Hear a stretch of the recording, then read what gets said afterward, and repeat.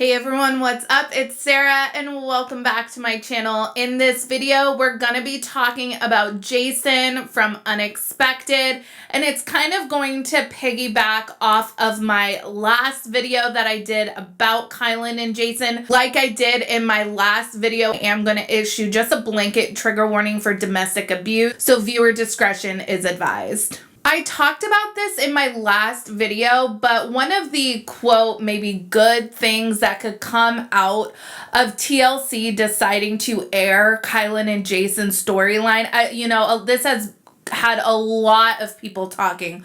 A lot of people have called for TLC to take Jason off of the show. I mean, as far as problematic cast members on TLC shows go, he's pretty bad. He's awful. So I get it. At the same time, this is a good teachable moment to talk about this abuse openly and honestly and have an honest conversation about it, because this is the face of domestic abuse. This storyline, this part of the show can be used by parents to show their kids what coercion looks like, what manipulation looks like, what domestic abuse really looks like, what the warning signs are, and that control does not equal love. That is probably the hardest lesson that we see being learned here in this relationship. So in the spirit of using this as maybe either a teaching tool or a cautionary tale, or just having the conversation in general about trying to shine a light, I've compiled a list of 5 moments that I think Jason was just blatantly abusive, and TLC showed it. So the overarching theme here for Jason is control. He needs to exert control over Kylen because from what I can suspect, he's had very little control over himself as he has grown up. With that being said, I do actually see at moments where it seems that he gets a sense of satisfaction when he allows Kylen to get the things that she wants, like see her family or go to a hospital to give birth. He is the almighty bestower of good things in her life, and she clings to him for those moments of benevolence. So let's get into these 5 moments. I have this little thing where I don't like condoms and I don't use them. Well, you put it on and then tuck it off. Because I'm a professional raw dogger. Look what happened. Oh my God. So this clip went viral for all of the wrong reasons. People grabbed onto the professional raw dogger. I've seen him wear shirts. I even saw their baby in a onesie. Really tasteless. So that is what people really grabbed onto, made a joke out of it. But what preceded that, directly preceded that, was Kylen talking about the fact that Jason removed his condom when they were having sex. Now, I will say it is not clear in this clip if during that moment, if he asked her if he could. I don't know. We can all take probably an educated guess and assume what happened. But just to be clear, removing a condom during intercourse is sexual assault. It's called stealthing. You can Google it. You can look it up. Kylen and Jason had also only been together mere months when she got pregnant. So very early on, he is exerting this control over whether or not they use contraception. And it really puts him in the driver's seat over her body.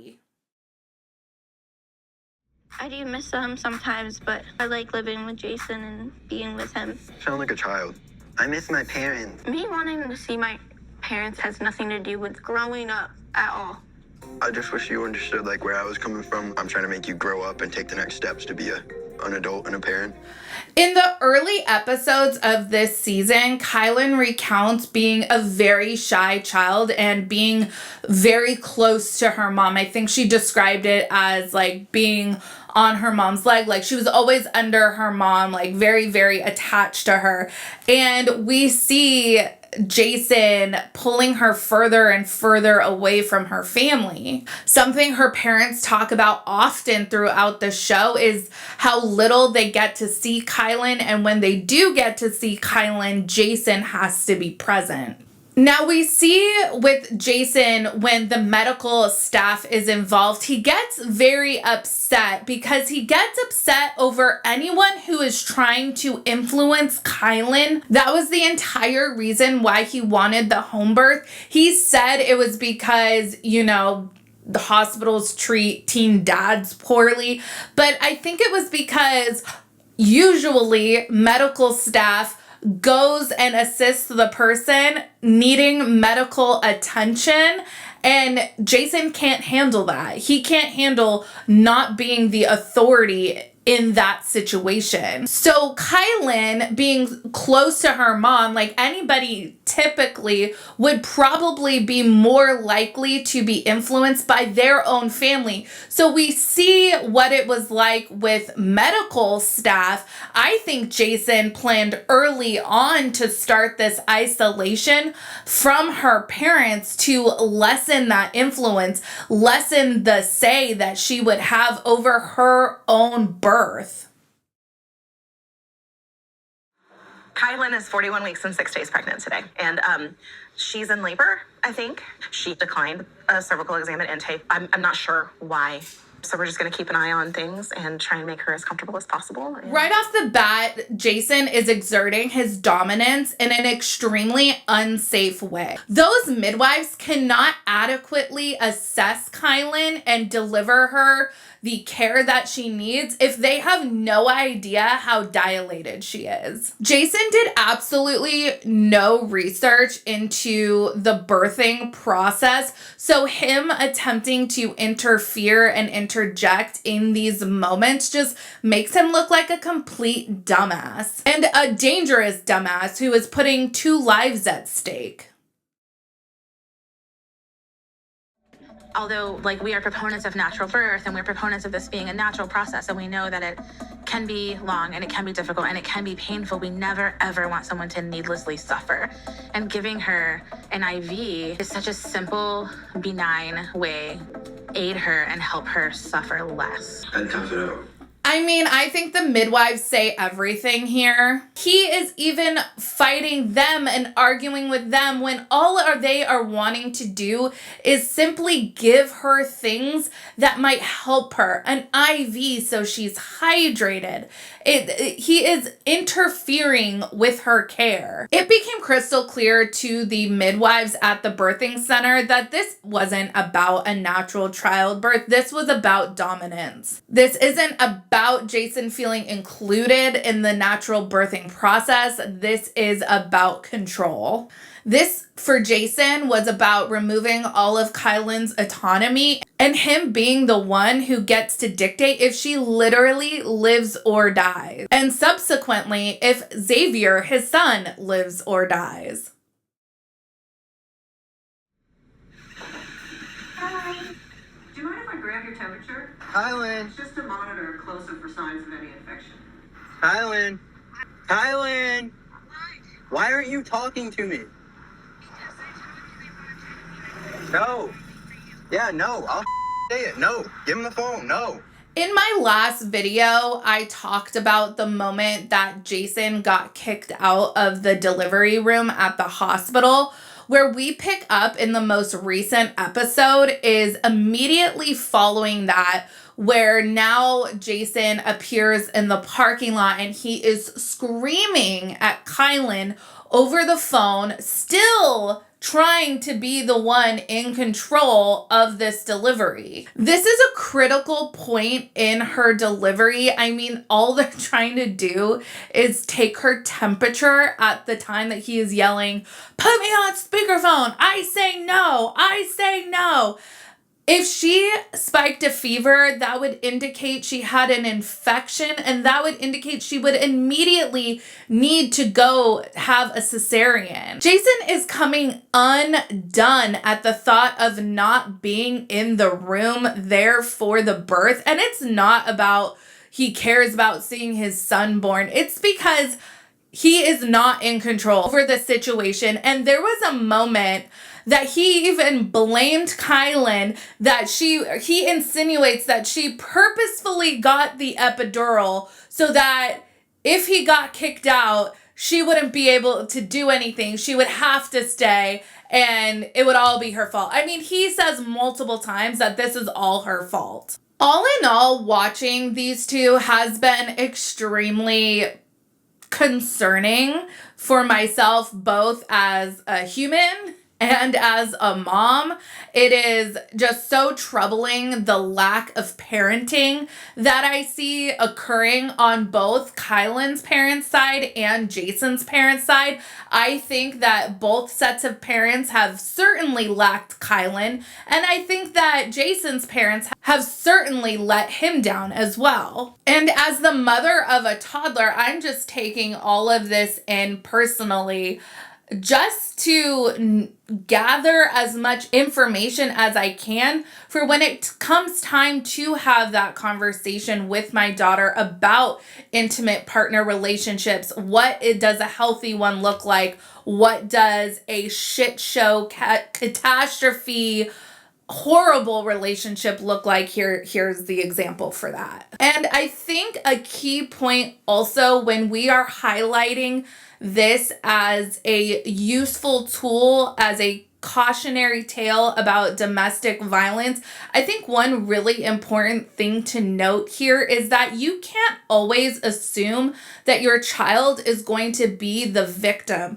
or that is always going to be on the receiving end of that DV. It's really up to us as parents to model the kind of behavior that we want our children to emulate, and we need to show them what healthy, functional relationships look like. We need to raise our children to value each other's humanity. If we see our kids demonstrating abhorrent behavior, we need to work to correct those behaviors and intervene as soon as possible.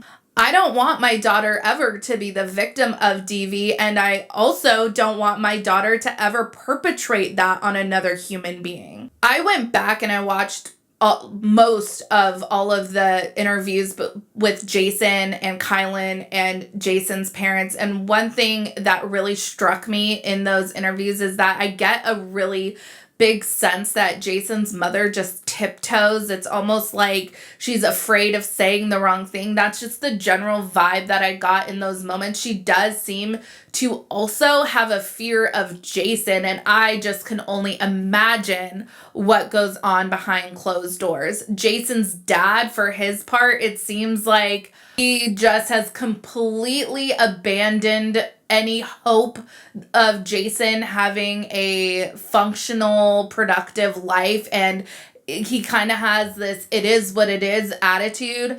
I think probably behind closed doors, again, just in my opinion, he probably has a very, very short fuse.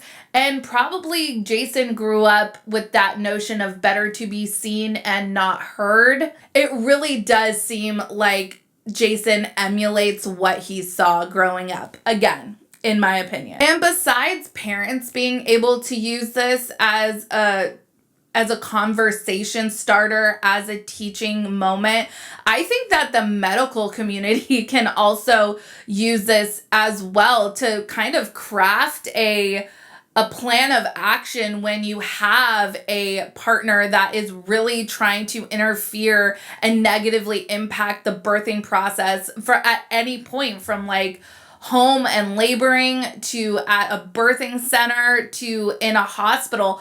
Obviously, they can't make Kylen do anything that she doesn't want to do. And even one of the midwives said, if it was Kylen saying that she didn't want this, that would be one thing. But when she is talking about wanting something, or if she is open to learning about different things that could help assist her in the birthing process, and Jason comes in with not only negativity and shuts it down and just won't even hear it. But then he starts spouting off misinformation. Like, he literally said that the epidural had meth in it.